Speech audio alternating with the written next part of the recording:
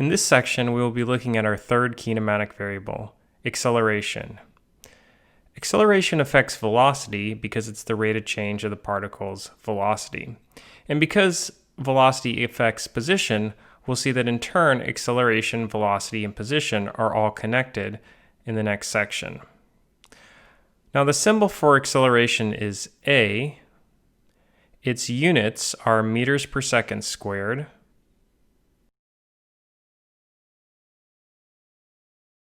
Acceleration, like velocity, can be positive or negative, where the positive or negative signs indicate the direction of the acceleration. Acceleration is specifically referred to as instantaneous acceleration because it measures the acceleration at every instant. This will differentiate it from average acceleration, which we'll see in just a minute. In this first unit, we will rarely graph acceleration because it's almost always constant. That will not be true later on, but for the first few chapters it will be. Now, understanding how the sign of acceleration affects the velocity can be confusing for some students, especially when they want to talk about speed. So if we're talking about things increasing their speed or decreasing their speed, we should say speeding up or slowing down. In everyday language, you're used to thinking of positive acceleration or acceleration as synonymous with speeding up, but what we'll see is that's not the case. An object with a positive acceleration can either be speeding up or slowing down, depending on the situation. What really matters, as you see here, is that if the velocity and the acceleration have the same sign, then the object is speeding up. If the velocity and the acceleration have opposite signs, then that's slowing down. Looking in the table, we can see this more clearly. In the first row, you see an object with a positive velocity and a positive acceleration. A positive acceleration means that its velocity is going to become more positive. Well, since our velocity was positive already, making it more positive means that it's going to get even bigger in size, which is to say the speed is going to increase. On the other hand, if we look in the third row of the table, here we have a positive velocity and a negative acceleration. In this case, our velocity is positive, and so if we have a negative acceleration, that acceleration is going to make our velocity less positive or more negative. In that case, what it means is that our object is going to slow down in the short term. In the fourth row of the table, we see a situation where the velocity is negative, and here we have a positive acceleration. But because the velocity is negative, so let's say it's negative 3 meters per second, and maybe our acceleration is positive 1 meters per second squared, well, that means that in 1 second, our velocity is going to increase by 1 in the positive direction, which means it's going to go from negative 3 meters per second to negative 2 meters per second.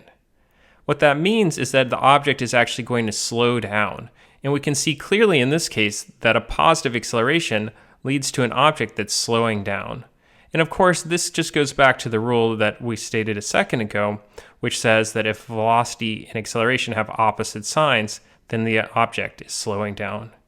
It's important to understand that acceleration is talking about changes in velocity, not changes in speed. And it's very careful to use your terms carefully, because if you really want to talk about things speeding up, then you should say so.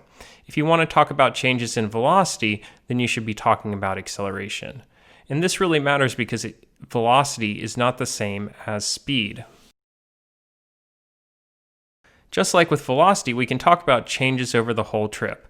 In this case, average acceleration is the change in our velocity over the entire trip. It gets the symbol A sub average, and you can see its formula here. It makes sense. It's the change in velocity over the change in time. So let's look at a few examples.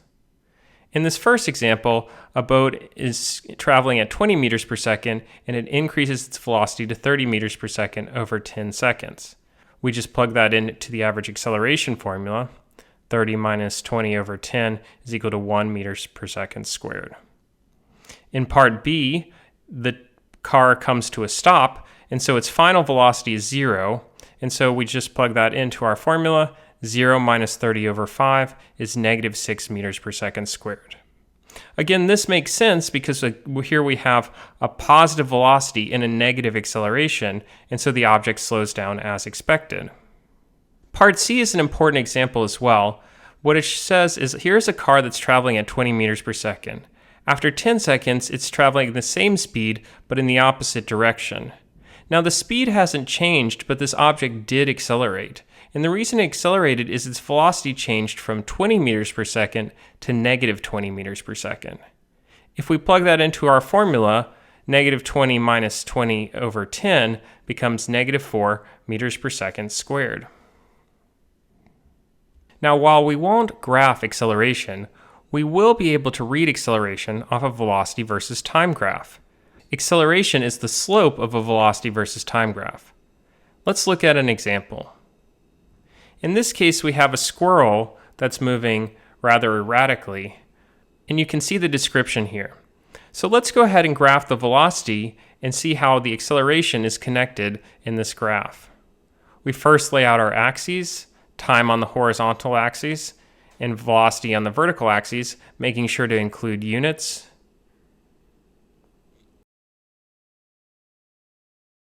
We now start to graph the velocity of the squirrel.